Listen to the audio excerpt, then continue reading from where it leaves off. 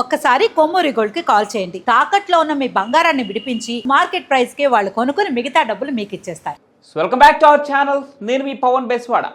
ప్రపంచానికి పెద్దన్నగా వ్యవహరించే అమెరికా తన స్వార్థం కోసం చేసే స్నేహాలు, పశ్చిమ దేశాలను పరోక్షంగా చేస్తున్న యుద్ధాలు, ఆడుతున్న డ్రామాలు ఆశ్చర్యం కలిగిస్తూ ఉంటాయి. తాజాగా అమెరికా అధ్యక్షుడు ఓ మాజీ మోస్ట్ వాంటెడ్ ఉగ్రవాదితో భేటీ అవటం ఇప్పుడు ఆశ్చర్యాన్ని కలిగిస్తోంది. సిరియాను ఒక బానిసగా చూసే అమెరికా ప్రభుత్వ విధానాన్ని రద్దు చేస్తూ అధ్యక్షుడు డొనాల్డ్ ట్రంప్ బుధవారం సిరియా తాత్కాలిక అధ్యక్షుడు అహ్మద్ అల్ షరాను కలవటం ప్రపంచాన్ని ఆశ్చర్యానికి గురిచేసింది.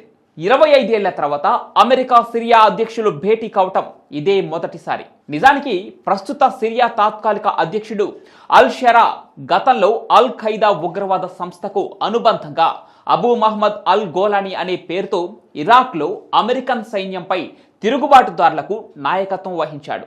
ఇక ఉగ్రవాది అనే ముద్ర వేసిన అమెరికా ఏళ్ల పాటు అతడిపై నిషేధం విధించాయి.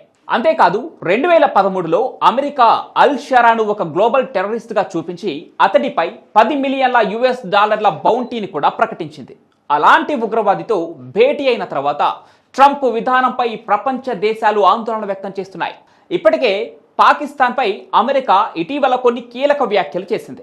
పాకిస్తాన్ రక్షణ శాఖ మంత్రి ఖవాజా ఆసిఫ్ అమెరికా కోసం మేము 30 సంవత్సరాలు డర్టీ పాలిటిక్స్ చేశామని, ఇప్పుడు మేము అనుభవిస్తున్నామని బాధపడిన వీడియో వైరల్ అయిన తర్వాత మరింత అనుమానాలు పెరుగుతున్నాయి. అసలు ట్రంప్ ఏం చేయబోతున్నాడనేది ఒక ప్రశ్నార్థకంగా మారిపోయింది.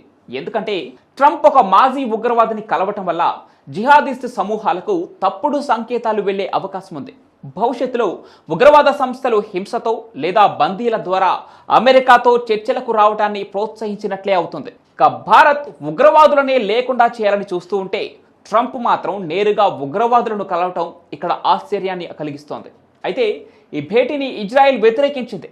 అల్ షరా జిహాదిస్ట్ భావజాలాన్ని కొనసాగించవచ్చని, సిరియా, హమాస్ లేదా ఇతర ఉగ్రవాద సంస్థలకు ఆశ్రయంగా మారవచ్చని ఆందోళన వ్యక్తం చేసింది ఇజ్రాయెల్. అయినా ట్రంప్ వీటిని పట్టించుకోవట్లేదు. ట్రంప్ భేటీ వల్ల ఇజ్రాయెల్, అమెరికా సంబంధాలు దెబ్బతినే అవకాశం ఉందని నిపుణులు భావిస్తున్నారు.